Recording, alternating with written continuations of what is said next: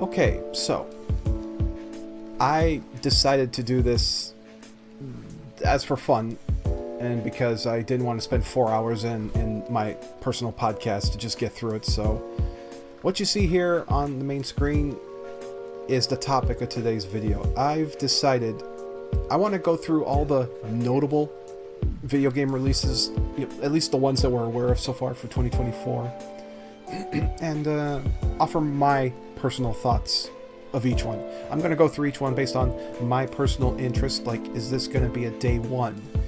Am I going to put it off and wait until it's on sale? Am I going to ignore it entirely because of whatever lack of interest or otherwise? I've decided I'm just going to go through all that, and if anybody's interested enough to check in and listen to my thoughts, well, thank you. So, let's get to it. I gotta tell you, the hardest thing so far of what I'm doing here is talking like this while also having some YouTube music going through my headset like this, but also, like, these are noise canceling headphones, so my own voice to myself sounds a little muffled. I don't know how people handle it. Maybe I should put this on, maybe next time I should put this on speakers. That might not be a bad idea. I wonder if I could do it now. Nah, I think it's too late to do it now.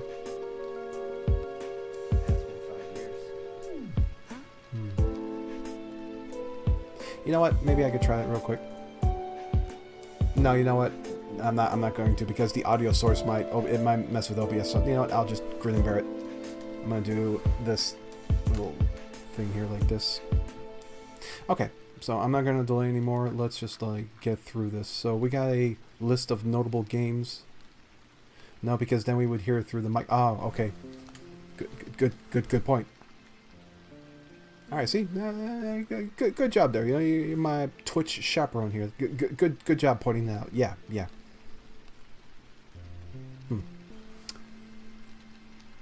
Well, you know, that makes me curious how other content creators are doing that, because I don't see Eyepatch Wolf wearing a headset when he's doing this, so I don't know how his music is going through. Okay, you know what, Joe threw the softball, so I guess we might as well get to it. All right, I'm not going to go through every game on this list. I just want to let you know we do not have time for that, and I'm not interested either. I'm only going to name the stuff that I feel is worth talking about. So, I think first, I'm already starting a little late here. I want to talk about two games that are already out by the time of this recording. Like, these are already out, so I might as well say something about them. So, okay, first things first, we got Prince of Persia: The Lost Crown, which came out on the 18th. And as I say that, let me get this going over here. And just have this as background material like that. Yep, looks good. And maybe I'll... I was going to switch over to appropriate music, but you know what? That's going to take too long, so let me just get through it. Okay. People seem to really like this one. People seem to really like The Lost Crown. Like, I think there was a demo, but I didn't play it yet. This is like it's my understanding, it's kind of like a Metroidvania. I think it's like Metroid Dread, something along those lines. And hey, I love Metroid Dread. Metroidvanias are like, you know, they're like a really... Well, I don't want to say they're like a sure thing. Nothing's a sure thing, but I'd say it's good money. You're going to have a good experience with Metroidvanias. And this looks like it's along those lines. So, this game's already getting like a ton of praise and all that. It seems people really like it. But this is where I gotta, like, right now show my cynical side of things. So I don't know if you're going to agree or not, but as a company, I have lost almost all faith and interest in Ubisoft. I don't trust them anymore. It's a combination of their quality, their shitty business practices, and especially their shitty microtransactions and the ways they just like to mess with a good thing. And, you know, maybe they won't touch this at all. Maybe they'll leave it alone, but it is also entirely within reason that after a few months, here comes the bullshit. They're gonna, like, patch it, and it'll be like, now every time you start it up, you get a full screen. Here's the latest Assassin's Creed crap, and you gotta close that. And then people will complain, and then they'll take it out, and they'll be like, oh, it was a test experience, you know, all that crap. Maybe they won't do that, but I just have such little faith and interest in Ubisoft.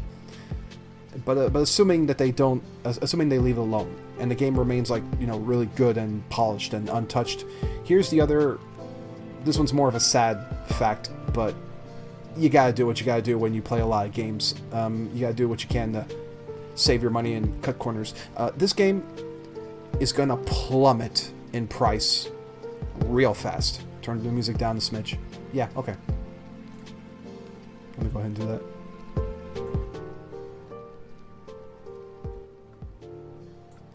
Okay, let me know if that sounds a little... Let me know if that's better balance or not. But yeah, Prince of Persia, this is gonna plummet in price, like, super fast. All Ubisoft games do. So, by the time I get around to, you know, wanting to give this a shot, I'm sure it's gonna be 20-ish by the time, so I'm in no hurry. It also doesn't help that apparently it's not on Steam, so that also sucks. Maybe I'll just get it on PS5 when it's on sale. I don't know, but right now it's only slightly it remains in my head. It's just not in the forefront. I'll put it that way. Something I'll come to eventually, maybe. That's more than I can say for Pal World. Pal World has come out. Already made $3 million in a day. Does Pal World even deserve me switching videos over? Might as well. I gotta get used to this quick format here. Pal World.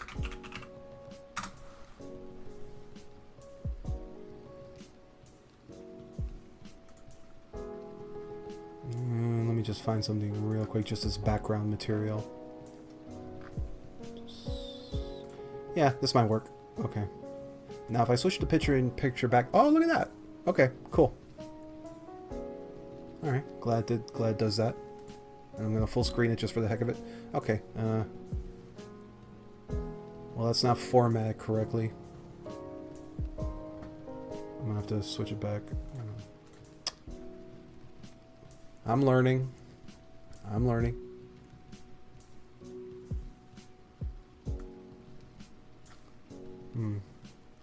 Oh, you know what? I realize what the issue is.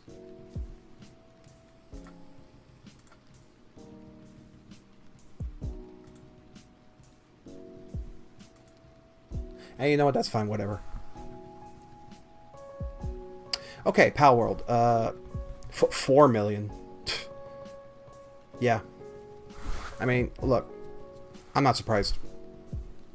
It's AAA Pokemon with guns, and it's Pokemon on an Xbox. It's Pokemon on modern consoles. It's 4K Pokemon. It's the one sure thing that Nintendo should do. They probably never will, because they don't have the time, and they don't have the time. They don't want to put the time. That's the thing. You know, if they, because you gotta get those Pokemon games out, you gotta make a deadline, the toys, whatever. Like, if they made a Pokemon game and gave it to a team and shoved it on the side where there's no deadline or all that, yeah, maybe they could pull it off. But as it stands, it's not gonna happen anytime soon. Game Freak, I mean, Nintendo calls the shots, don't they? If Nintendo is the ones who tell Game Freak, hey, we want you to spend 4 years or whatever on a Pokemon game, make sure it's as polished and big budget as possible, they gotta do it, right? It's my understanding. But anyway, yeah. Pal World is doing numbers, and I don't care, honestly. I saw Pat play the stream. I was seeing a couple of Pat's streams where he's playing this game, and I was honestly kind of disappointed it wasn't jank enough. I was hoping for a train wreck, honestly, but it seems it's kind of competent, like not actually that bad, but also at the same time kind of unremarkable. Once I saw the crafting stuff, it's like, I'm out. Nah, not my thing. Not really. If it was just the Pokemon stuff, but with some janky third-person shooter stuff, maybe. Monsters and there's nothing. It's craft sim with pals. Yeah. Apparently it's just there. Nothing remarkable. Now, there's also the fact that there's some controversy where apparently there's threads on Resetera and such where it seems that they may have stolen assets or at least copied them. Like, people are pointing out, like, oh, they took the fin out of this Pokemon, they took the horns out of this other one and kind of just jobbled it, put it all together, and apparently they stole some fan creations of Pokemon, so that's not good. That's super shitty. But even if it didn't do all that, the game is just, I find it unremarkable. It made its millions. It's gonna, they steal assets. Okay, like I said, I don't know the details. I don't know the whole story. Copied them, stole them, whatever. That's not for me to decide. We'll see if it's going to get into any legal things or not. But regardless, if it turns out it's just a fine game, it's not my thing. I would, one of these days, I do want to, like, actually get into a Pokemon game, like a good one, and just run it through. But none of the knockoffs or even the official ones have come out yet to make me, like, legitimately interested in trying it. I'm looking at it right now. It's like a Breath of the Wild Pokemon is maybe like the number one thing that people want, like the Nintendo fans want more than anything. Personally, I think Breath of the Wild Metroid would be a lot better. I would love that, but Pokemon's like the number one thing that people want to copy the two formulas together. So more than anything, it's like, Nintendo, you really gotta put the time and really buckle down and do that. Because then, look at this. This is probably not the best you could get out of a high budget HD Pokemon game, and it still made millions. The demand is there. No matter how you slice it, the demand is there. Try Cassette Pete. Yeah, I actually own Cassette Beasts, and it is super neat, and I want to play it. It's just that there's two problems with that game. Well, three problems. Number one is I have a giant backlog. That's number one. Number two, it looks like it needs a significant learning curve. Like, I got plenty of experience with RPG battles and all that stuff, but this one looks like it's not just, weak to fire, weak to ice. It's like, no, you gotta melt the plastic, and melting a plastic monster means that it creates fumes, and the fumes creates poison, but the poison, it's a whole thing. It's a whole thing. It's a learning curve. Maybe it's not as hard as it seems on the first go, but when I was going through that tutorial, I was just like that. But I think it looks super neat. I think Cassette Beasts looks super neat. And it's got like this really cool kind of Undertale undertones. And, hey, wait, do I got somebody here? Promotion of your chat. Oh, look at that. My first bot. Somebody wants to give me a promotion or whatever. Oh, man. How can I say no? Yeah, I'm not doing that. But anyway. Yeah, Cassette Beast. It looks neat. It's something I do want to, like, actually give a shot, put some time into. But it's still, it's still not the big budget 3D Pokemon that everybody has been clamoring for. But anyway, that's my whole thing on Pal World. I'm giving it way more time than I should, I think. So I'm just gonna move on. Okay, so let's go through the other releases. Okay. Now we're going to get into the stuff I'm actually interested in. If you'll permit me to find something here. Yeah, this'll do.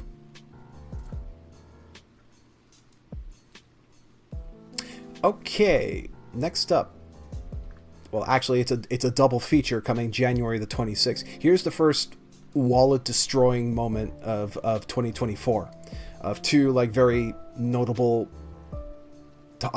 seemingly high-quality games that are coming on the same day.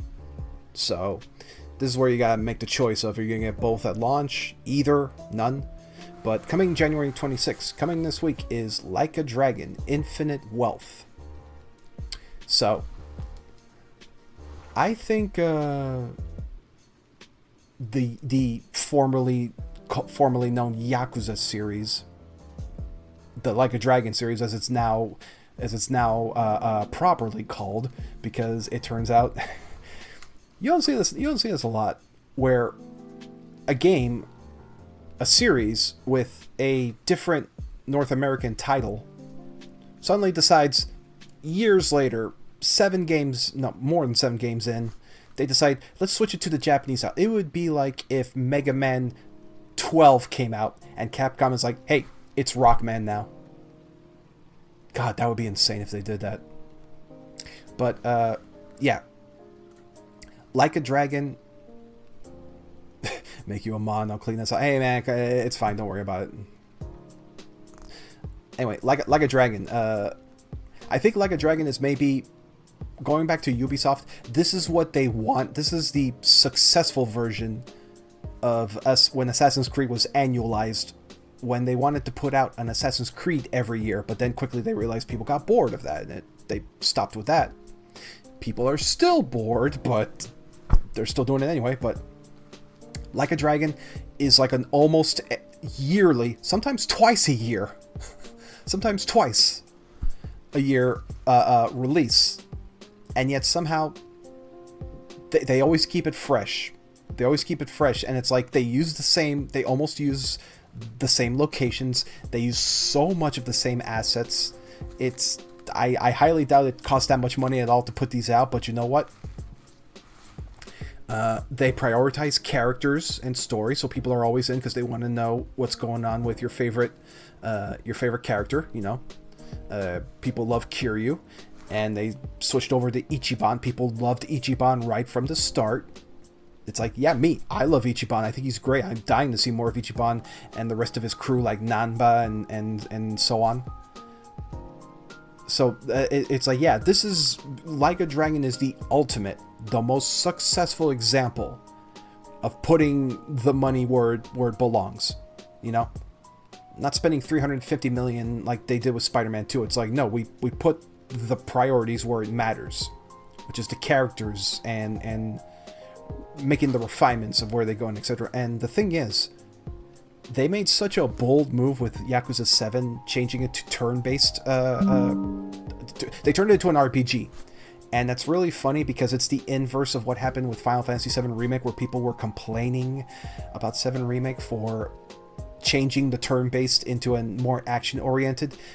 Like a Dragon did the opposite, but it's so awesome that they did, because let's face it, the combat in the Yakuza games were always fine, okay.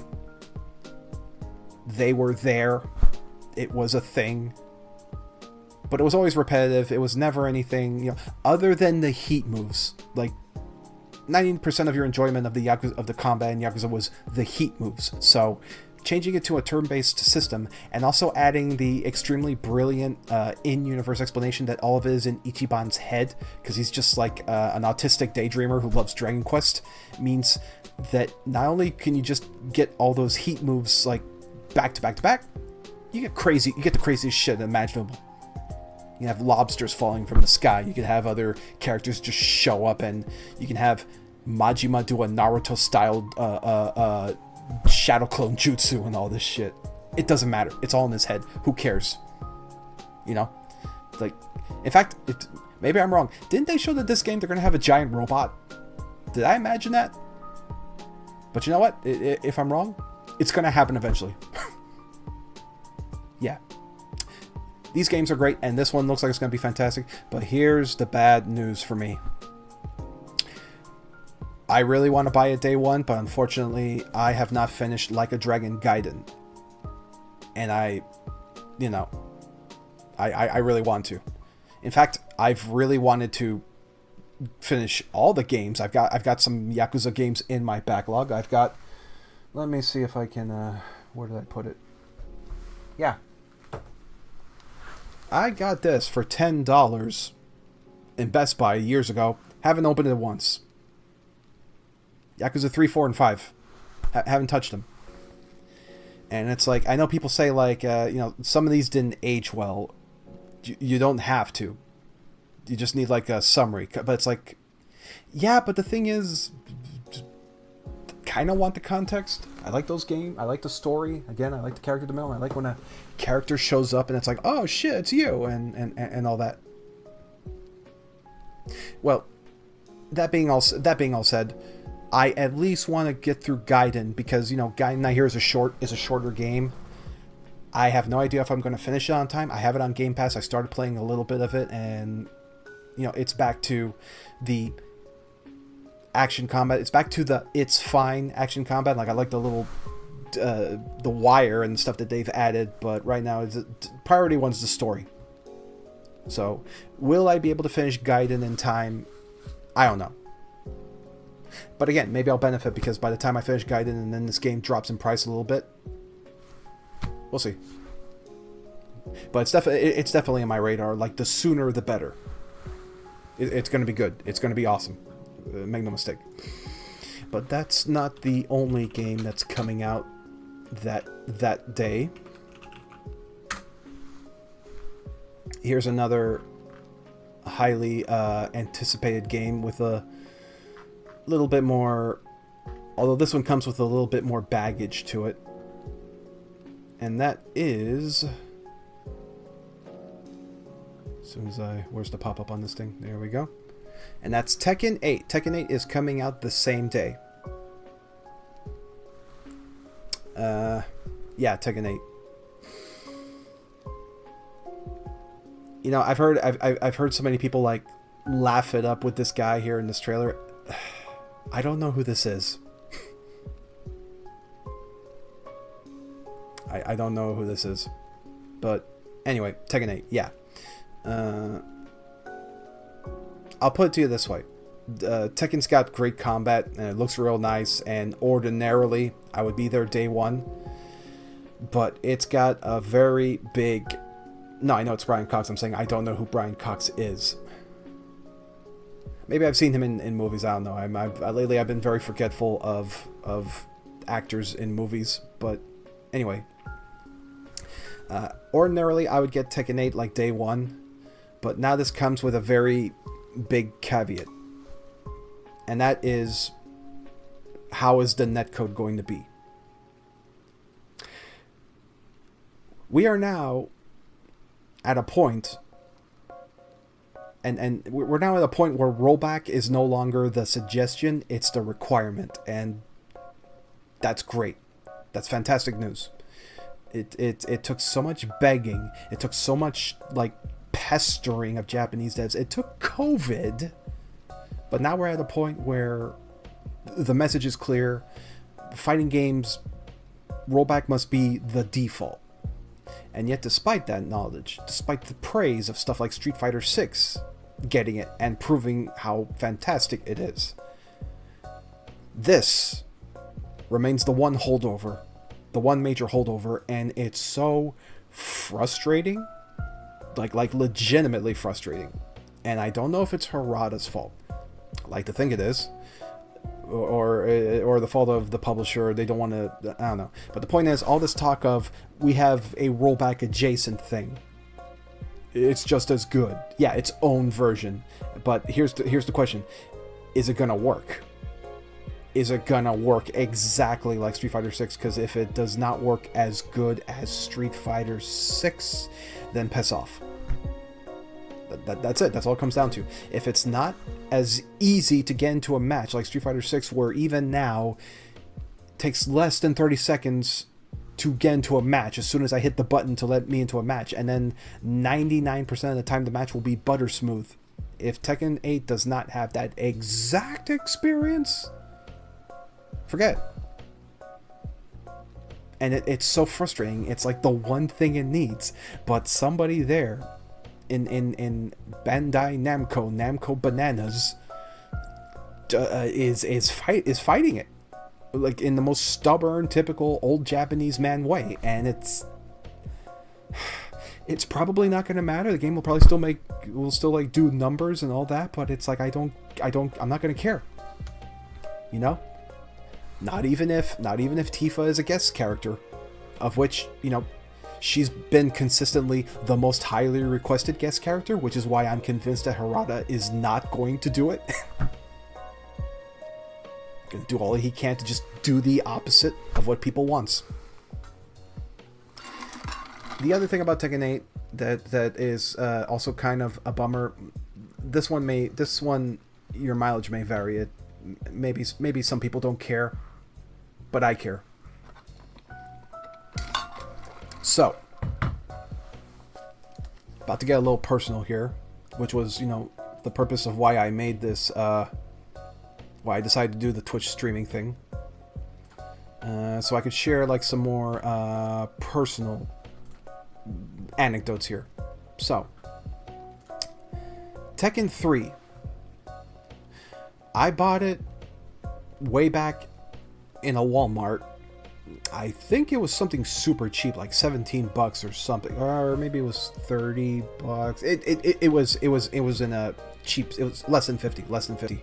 I bought it, and this was after, you know, I finally was able to get a PS1, and I was like making up for all the games that I was missing. I was mad dash going after all the Squaresoft stuff, all the Castlevania Symphony of Night, all the stuff that the timing was great, because then a lot of those games, you know, became out of print, hard to find. I got Klonoa for $12. That's how lucky I was. But anyway, Tekken 3 might be the best fighting game experience I've ever had with fighting games of all the ones I've played. Maybe not counting Street Fighter 2 on the Super NES, you know, that's still something I hold very fondly, but Tekken 3, I had such an incredible experience with it, because it just felt like I got so much for such a cheap price. That thing at the time, the character roster, the modes like this right here, the different modes, the Tekken Force, the volleyball stuff, the secret things like Gone, the secret characters like Tiger Jackson, and the FMVs were incredible. The fact that you could watch the FMVs, the fact that you could switch soundtracks, it's just, what a feature-filled, incredible experience, and way ahead of its time, because you look at, that's why I'll forever shit on Street Fighter V and any other fighting game that just comes in the most pathetically bare bones package possible, you know? It's like, I got some fighting games that are on my permanent shit list. It's like Street Fighter V, KOF 12, just games where it's like, here's a roster and no other bells and whistles.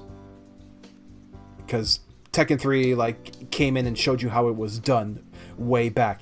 Yeah, I also miss Gone. I love that Gone's ending was a permanent loop. It's like just a stupid gag, but I appreciate that. But yeah, Tekken 3 was an incredible experience, and also, I thought Jin Kazama was just the coolest. He had an incredible moveset. He had the cool 90s, the flame pants. I got a figure of Jin as a Christmas gift. I got like a little figurine of Jin, and I'm pretty sure I still got it somewhere, and I'd love to show it, but goddamn, Jin was so cool, and his theme, both his remix and original themes, Jin was the man. He was awesome. And then Tekken 4 comes out, and Tekken 4 sucked. I didn't buy it, thankfully, but I was still into Jin's story as it went on, because Jin got such a bum rap. He's like the first real tragic fighting game character, you know. His mom was killed. His grandfather, who he relied on to train and get revenge against Ogre, his grandfather turned on him in like the most violent way imaginable. Shoot him in the fucking face. You know? It's like Jin got it hard, and then he's on the run in Tekken 4, and it's like, you know, you're rooting for him because he's struggling with the devil gene, and yeah, that's the other thing here. Harada, I'm convinced Harada does not give a shit about Tekken's story or any like overall narrative or character development. I think he just does whatever he feels like.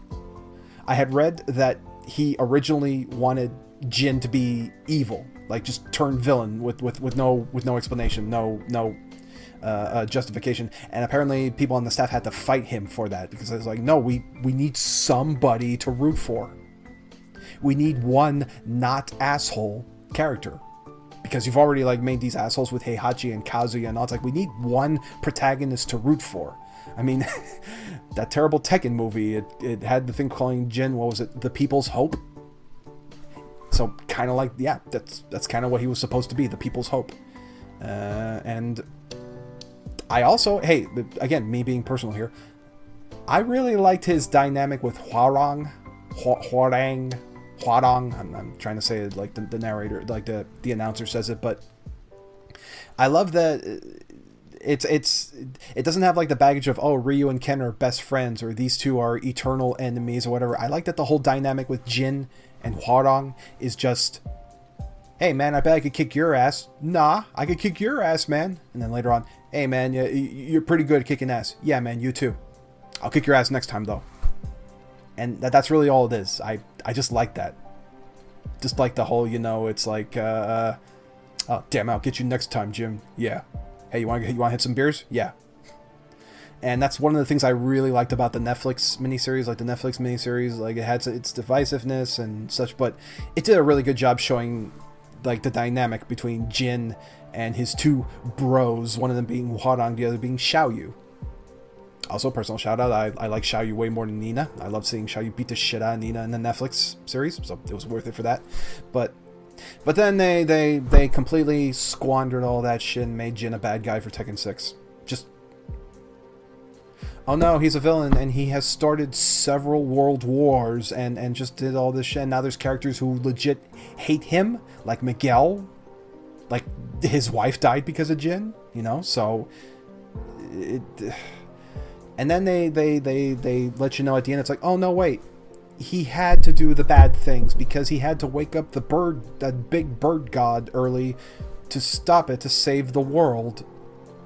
And it's like, that does not excuse the fact that maybe millions died because of your actions.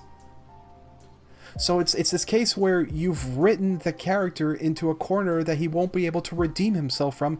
And it's like Tekken 8 is trying to do the redemption thing where, I played the demo and Jin's like, I'm aware of the things I did and I know I can't be forgiven and all that, but they're still trying to do a Jin redemption arc. But it's like, it's like after Anakin chopped up the kids or whatever, it's like, it's too late. And it upsets me greatly. And I personally don't think I'm going to get any satisfaction in that story mode. Like, I'm like hopeful for things, but I'm like, considering the way Harada treats the characters, it's just an excuse to have people fight and be cool. Okay, but like I said, I'm not crazy. Some people get invested in story modes for fighting games. You can't just all of a sudden be like, Ryu eats babies now. You need a little bit of character. There's an investment. And it just got squandered because, again, Harada's just about, I want to know, here's who even, oh yeah, Heihachi's wife. Here's all fighting game stories are trash. No, I disagree. Rival Schools has an awesome story.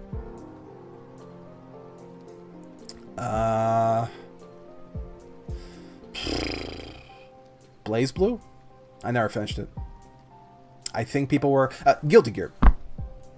People seem again. I didn't finish the Guilty Gear story modes, but Guilty Gear is pretty rad. Didn't really do anything to it didn't destroy its characters.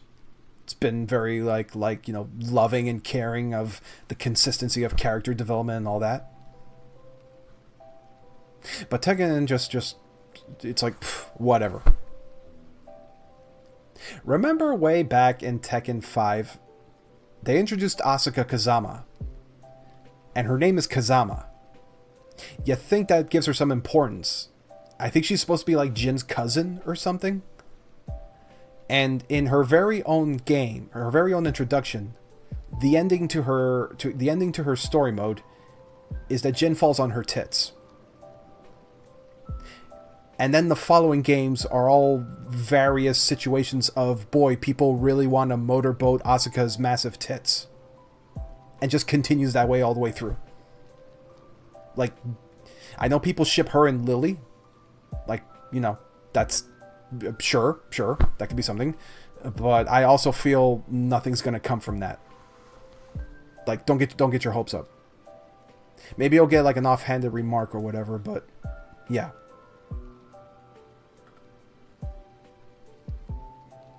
They also introduce a kangaroo, a robot. Yeah, no, you see, here's the thing. Tekken is ridiculous, but you can be ridiculous and still have, you know, an entertaining story. My favorite series is Final Fantasy. Come on. You know, there's a way to balance it. But then the problem is they go and turn... They dial up the ridiculousness and making every character a joke. Like, they say how Paul Phoenix is supposed to be Kazuya's #1 rival, like the second strongest guy and all that, but every single ending with Paul Phoenix has been turning him into this complete cartoon Yamcha level of dunking. Look how mad people got with Eddie Gordo. With Eddie and Lucky Chloe, you know? It's like, it's a constant disrespect of its characters, even the ones that Harada takes seriously, like the Mishimas and all that. Just, it sucks. And also... They've really gone a long way in making Kazuya, like, the most unlikable, like, protagonist. Like, at this point, he's worse than Kratos. Because, you know, they went with the whole redemption arc with Kratos and made him better. But, Kazuya has nothing. Just, he's worse and worse. Now he's blowing up satellites. Now he's just pure evil, etc., etc. It's like, are we supposed to, like... are we supposed to have an emotional feeling of father versus son here? Because Kazuya does not give a shit about his son. He wants to kill his son real bad. So, you know, again, should be rooting for Jin, but at this point, it's like, I don't know, the series needs a reboot. I think I've talked enough about Tekken. Let's move on. Okay. Next up, in notable releases...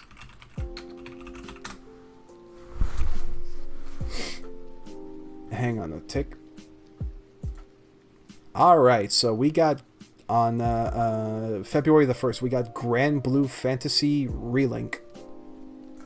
So, I don't have much experience. No, I have zero experience with the Grand Blue series. I'm aware of it. I know it makes a shit ton of money but it's one of those gacha games, and I just cannot find the time for gacha games. It's like even Ever Crisis, which is a Final Fantasy VII gacha game where I can have Tifa dress up in a Santa outfit and all that crap. I just could not find the time to accrue the login bucks to get that.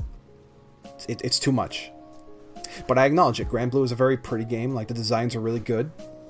And I played a little bit of that free version of the Grand Blue fighting game, and it's super nice. It's super neat. It's cool.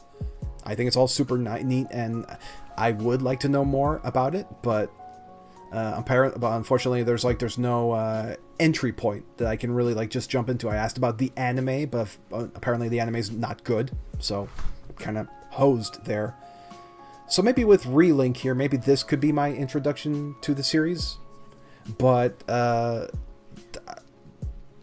I played a little bit of the demo, and I don't know if I got enough of it to get a good idea of if it's, I don't know how to put this. I am interested in the game, I just don't know if it's a day one. Like, it's being chalked up a lot, like, oh man, this is going to be so fun, and you gotta, like, get into it, you're going to get so much out of it. And, you know, looking at it now, it's like, I like this style of action. Like, this is action. This is what it reminds me the most of is the Ys games of just pure action for an RPG. And those can be fun. You know, I'm still a little, when I played the demo, I was still a little bummed out that it wasn't quite this super lavish AAA looking thing, but that's me being super spoiled by Final Fantasy VII Remake, because I had this idea in my head that, you know, oh, this game comes from a franchise that makes trillions of dollars. Surely they got the money to make a crazy, lavish, beautiful, graphical powerhouse thing. But then I realized that runs counter to what I said before about being smart with your money. So, you know, disregard. I just... But the best way I can put it is that this one's on the maybe pile. It is something I'm interested in. And you know, will I get it day one? I don't know yet. That's pretty much how it is.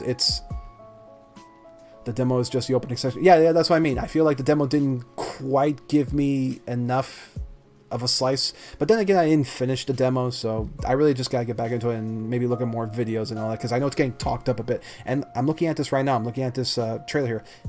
This has a lot of my jam. I like all this. It's like, ooh, lots of skills, lots of, yeah, look, level up all these skills. I'm all about that. I like that shit. That shit's for me.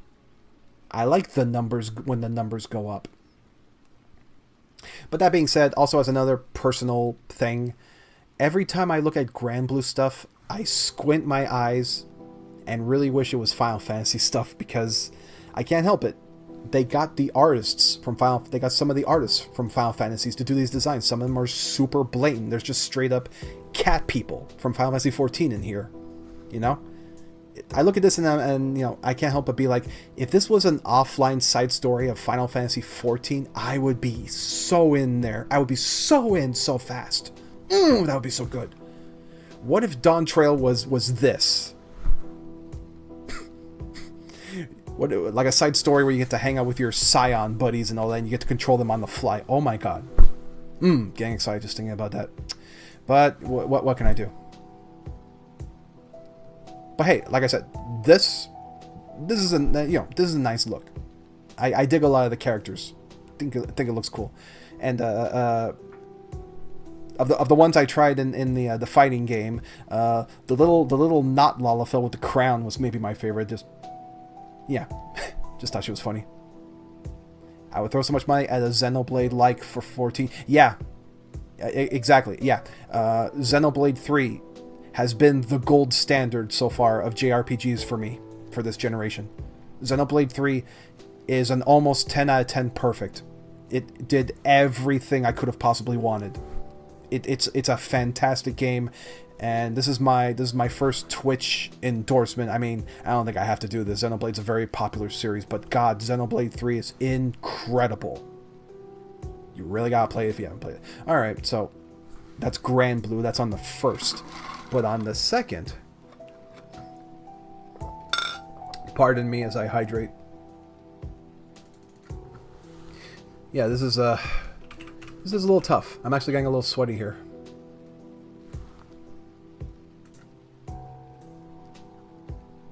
It is fun though. I'll say that. Well, it's a good. Yeah, this will do. Okay.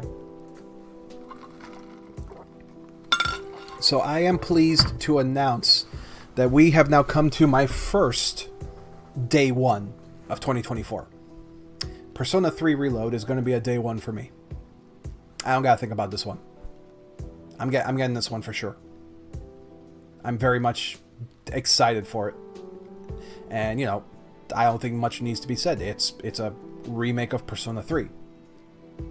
It's, But no, you know what? But let me explain why I'm so certain of making it a day one. Persona 3, the original, and also Fez. Let's say Persona 3 Fez. It's been one of those games in my life where I have bought it multiple times and never finished it once. I'm sure we all have that one game. The one that you just can't help it. It's on sale or it's on a new platform and then you buy it yet again, but you never finish it. That's been Persona 3 for me. You know, the original. Fez. Fez emulated on... Fez on the PS3. Fez emulated on an Xbox. Fez emulated on your PC. Fez emulated on your PSP. And so on.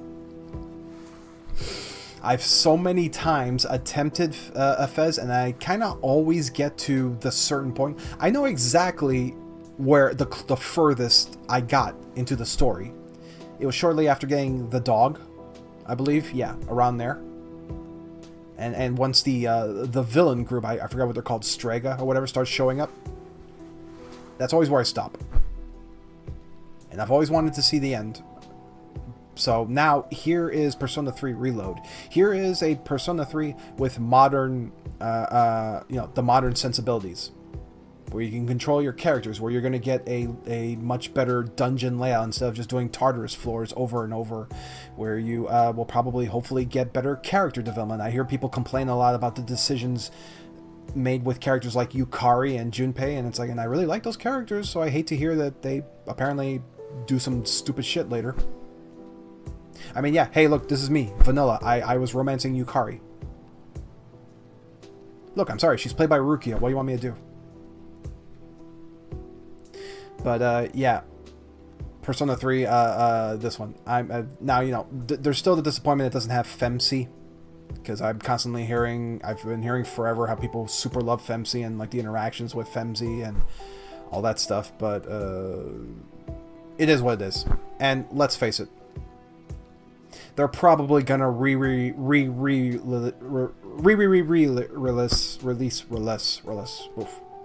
Persona 3 Reloaded, or Persona 3. Oh yeah, no, Persona 3 Full Chamber Bronze, and that's where you're gonna get FFVII.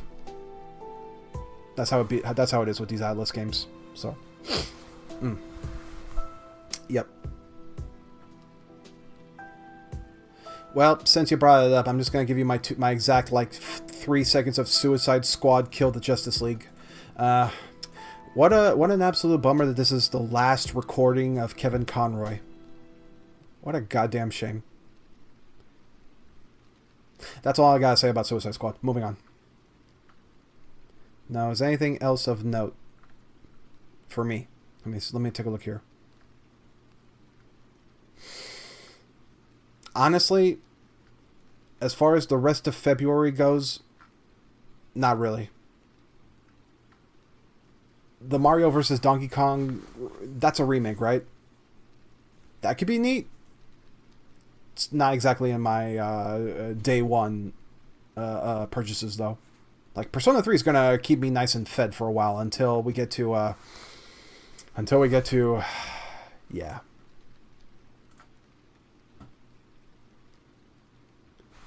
Yep. Alright. Give me just a sec here. Gotta reload the music.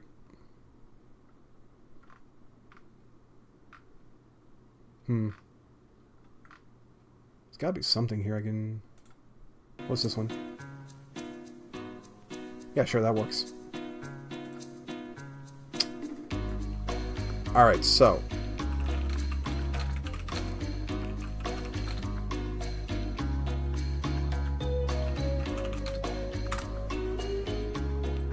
Hold your horses.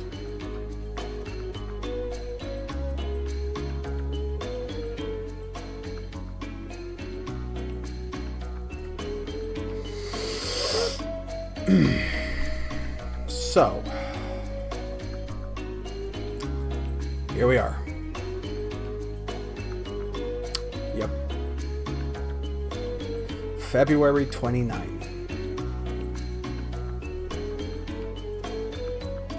So,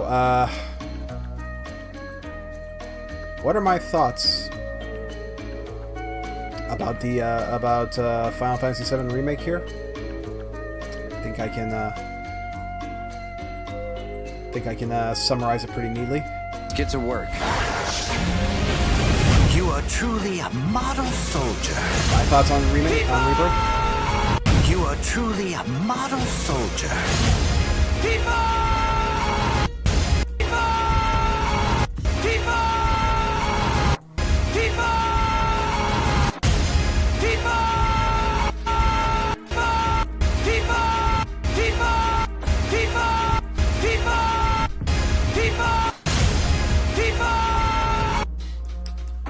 Well, I think that just about says it all, doesn't it?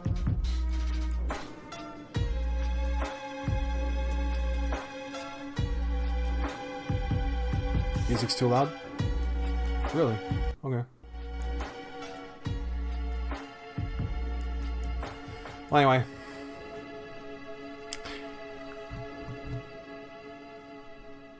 So, there was another YouTuber that mentioned how certain games, when they come out, are not so much games as they are events Final Fantasy VII Rebirth is not a game release for me. It's an event. It's the big one. It's everything. Where how can I continue to gush as I've done so on Twitter, on my podcast, on Reddit, on pretty much every social media? It's getting a little scary, honestly. I had a dream last night. Don't worry, it's a safe dream. I had a dream last night that my backyard was turned into some weird promotional event where they just put standees and drones in the sky blasting FF7 Rebirth stuff, and I'm just standing there like, what is going on? That's where we're at. I'm so intensely excited for Rebirth in so many unspoken ways, and that's also why I had to do this Twitch stream now. Because there's going to be a certain point coming really soon where I have to leave social media. I'm not kidding. I'm going to shut off my notifications. I'm going to shut off my Discord, shut off Twitter, shut off my YouTube. Because when the time comes and there's leaks or you know, the info gets out there, everyone's going to spoil it. There's no other way around it. Everyone's going to spoil the hell out of it. It's one of the most spoiled moments in the history of video games. It got referenced in a Disney movie. Come on. And if you want to get into the, you know, the whole thing of like, well, is there going to be a change? Is it going to be a swerve and something else happens? Whatever. It's like, hey, you know what? It's a coin flip. At this point, it's a coin flip. And I'd rather experience it myself. Because maybe I'll save this story for another day. I did get spoiled originally, way back. I knew. Still was an incredible experience, but, you know, I was like really deep in the internet at the time. And, you know, I knew. So this time I want to be experiencing it along with everybody else. So, yep. Shutting off the internet until I'm done.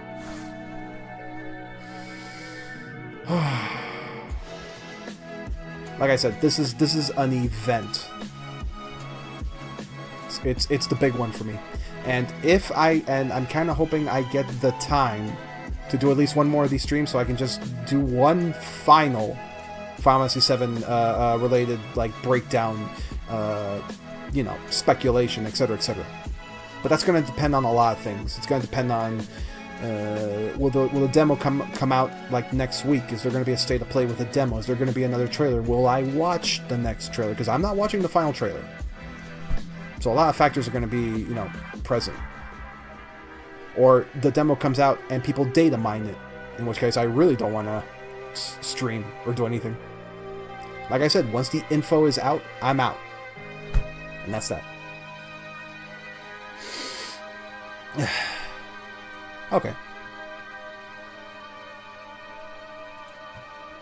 Also, I'm going to switch this up because this is not very good. With all due respect, this is not a very good soundtrack thing. How about this? This is good. Okay. Alright, so what do we got here?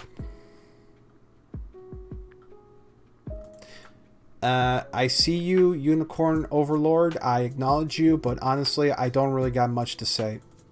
Don't think I've seen enough for me to really make an opinion. I mean, it looks like Vanillaware Fire Emblem, and it's like, yeah, that's it. That's all I need. I'm sold. It's kind of all I really got to say about that. So, you know, I see you. I acknowledge you. Moving on. Here's maybe the other, like... Remember before when I was talking about AAA RPGs? Like, oh man, I really want to see more JRPGs with that big budget. Well, this should do it. Pretty sure this one's going to be one of them. Yep. Dragon's Dogma 2. This is another day one, easy money, gonna definitely get this for sure.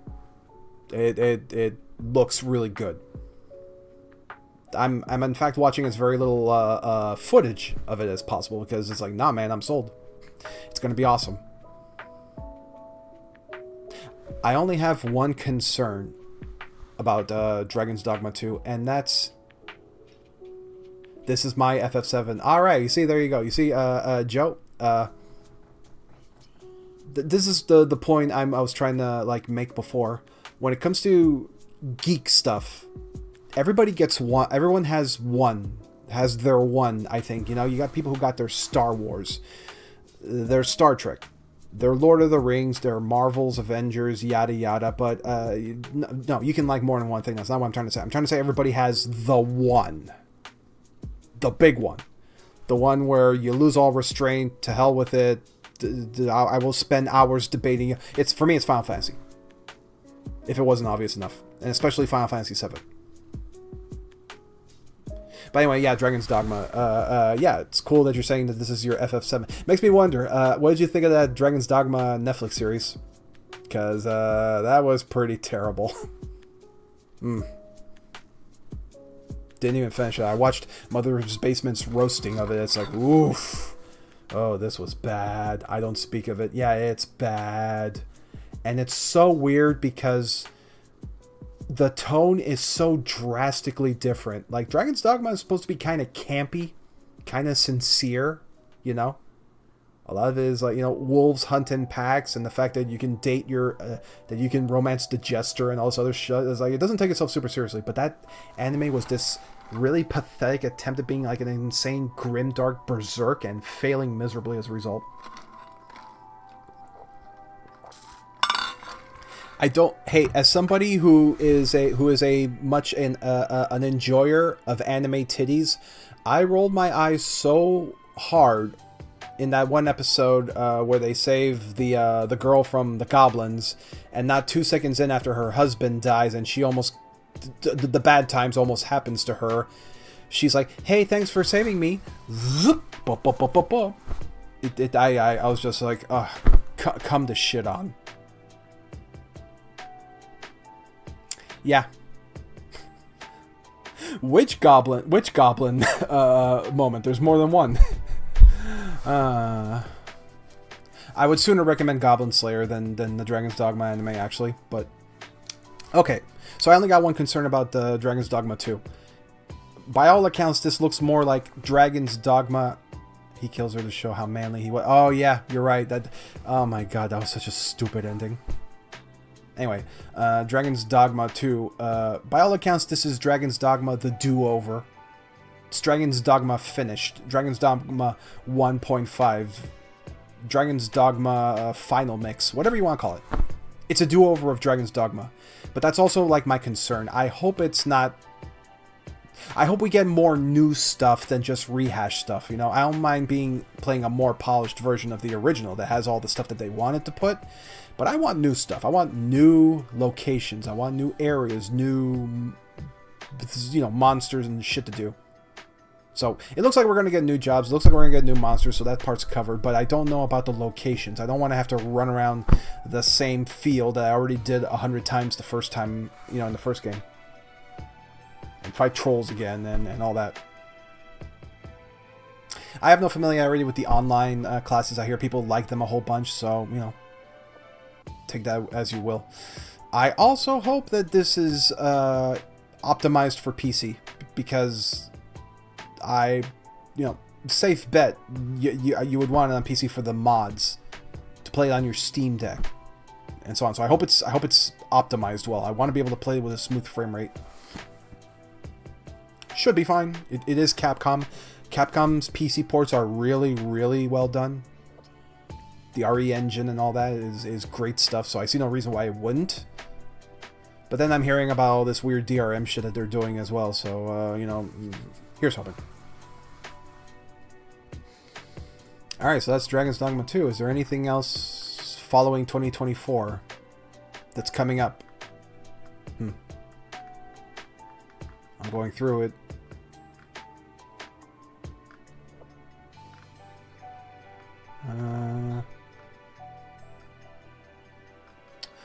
No, honestly, I think we've gone through it. there's a lot of rumored dates. There's a lot of stuff here of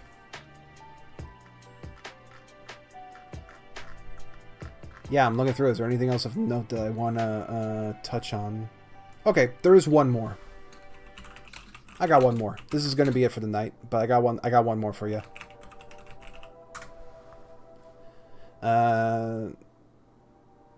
I know that the Silent Hill 2 remake is supposedly this year, but I don't have nice things to say, so I'd rather end this on a semi-positive note. I'm going to depress myself if I mention the Silent Hill 2 remake. If there's ever a case of a game coming out and it feels like a threat, that would be it. Like, I'd be happier if it didn't come out. The DRM stuff was missing and was misinformation. Yeah, that's kind of what I heard. I haven't seen Max's breakdown of it, so I hope that's the case. All I know is a lot of my mods don't work anymore with Street Fighter 6, and that really, like, sours me because of updates or whatever. No, they were not. No, they were not nude mods. Couple of string bikinis, but you know, tastefulness there. Okay, so the last thing of note of 2024 so far would be Final Fantasy XIV Dawn Trail. And I kind of want to talk about this one a little bit because, again, as I mentioned, Final Fantasy is my big thing. And 14 is a game that I have actively been playing for a decade now, loving the hell out of it. I still take very long breaks. I'm in fact have been on one of my longest breaks. I think the last time I played 14 was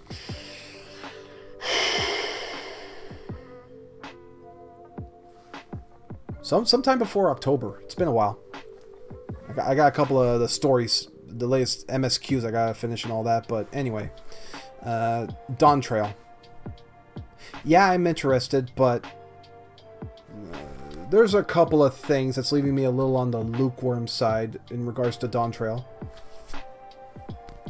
And basically, it kind of all comes down to the exact problem that I have been having for anything after Avengers Endgame with the MCU, in which Final Fantasy XIV Endwalker was one of those like perfect endings.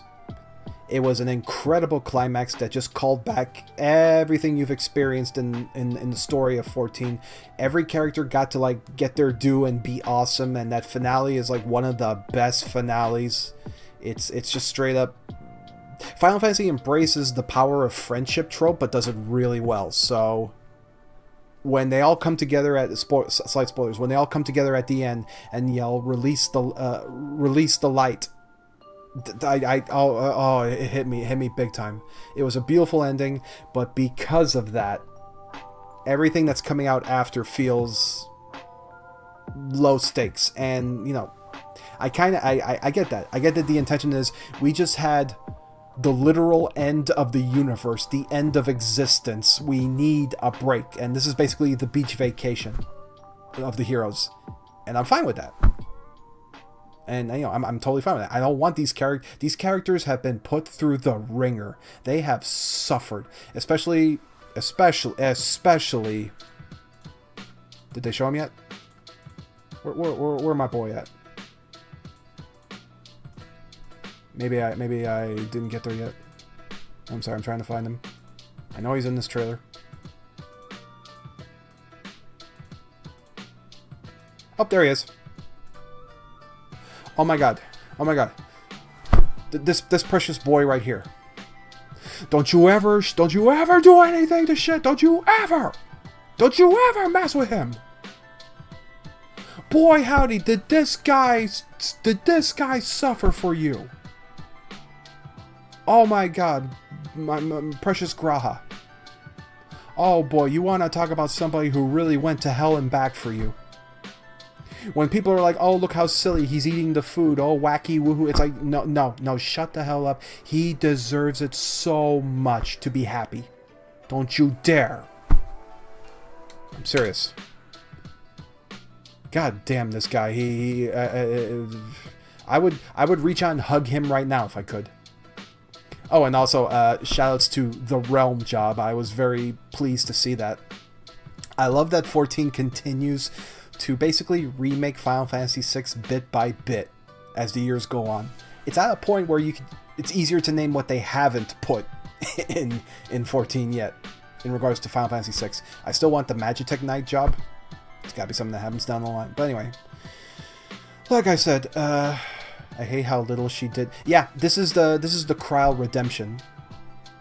They've said they've in fact said it's like, yeah, we all hear you. Kryle has not done anything, so here she is, gets her own job, gets to be an active. They confirm she's going to be a party member in the dungeons, and I was like, this is the Kryle redemption. Kryle finally gets to do her thing, so that's cool. So yeah, Dawn Trail. I'm sure it's going to be great. It's just that, like I said, it's hard to me. It's just hard for me to be super invested because we just had a whopper of a climax with Endwalker. So it's kind of like how I feel with the Marvel movies, where I'm still on board. I'm just not like anticipating it. Now that might change as we get towards the release and all that, and we start seeing more stuff. And shout outs to this design. I think they've done a pretty good job with the new lion ladies here.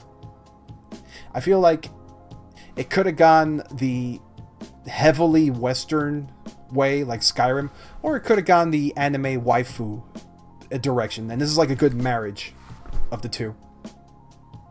That's not going to stop the fan artists from drawing them as giant honking titty monsters, but you do what that is the nature of things. So, but as it stands, I think it's a neat design. But otherwise, I think that's it. Whew. Yeah.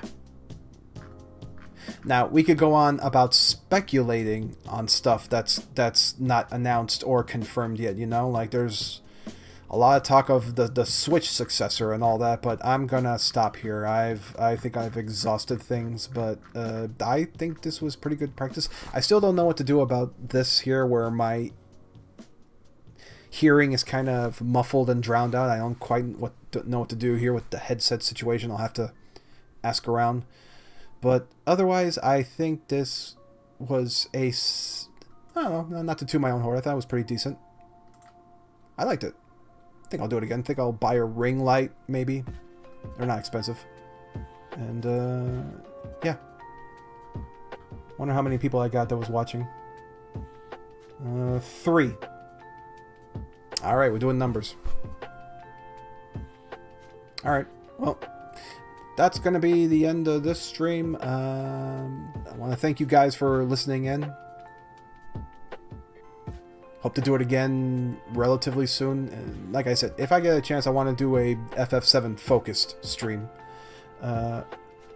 Shout out the pod. Yeah, that's the other thing. I need to figure out how to put links, like watermark links. I gotta like figure that out. But yeah, we do have a podcast for those listening. It's called, you can look it up on Spotify. It's called South Figaro, the South Figaro podcast. Next time I'll look into having like little link watermarks or whatever for anybody who might come in and check it out. But otherwise, that's it. I'll see if I can put this video up on YouTube afterwards, get them numbers going, get the hits going, etc. But yep. Alright. So, good night everybody. Thanks for listening. Get some water, play some games like I'm gonna do. Have a good night.